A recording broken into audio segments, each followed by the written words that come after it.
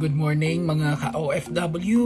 Saturday ng umaga ngayon. Off ko, alas 11 na ng umaga. Nakaligo na rin tayo kasi bala ko dapat na umalis. Nakapag-timpla na rin ako ng aking kape mga ka-OFW. Ang bala ko dapat ay pumunta ng hawker center ngayon para kumain. Kaso sabi ko parang tinatamad ako na maglakad. So siguro mamaya na lang pag medyo tumila na yung Actually man lang, nagdidrizzle lang naman mga OFW ulan, hindi naman talaga sobrang lakas. Kaya sabi kong ganyan, kakain na lang muna ako dito. Yung ating peanut butter, ubos na mga OFW. Mahilig tayo sa peanut butter.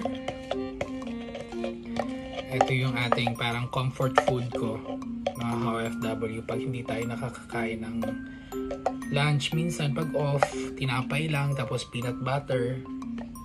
Pag dito ka kasi sa abroad mga OFW, minsan, oo, medyo malaki yung sahod.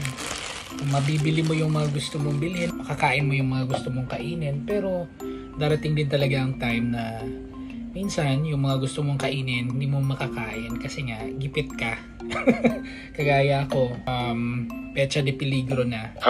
Dami ko ring mga binayaran this past few weeks. So, ito yung mga time na tipid-tipid din pag may time.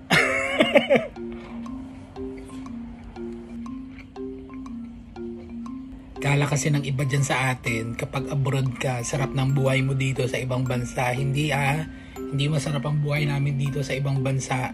Kung pwede nga lang, kung meron nga lang kami mga oportunidad dyan sa Pilipinas, kung nabibigyan lang sana kami ng mga oportunidad ng gobyerno natin, ng lipunan natin dyan sa Pilipinas, bakit pa kami mag-a-abroad, hindi ba? Bakit pa kami magpapakahirap dito?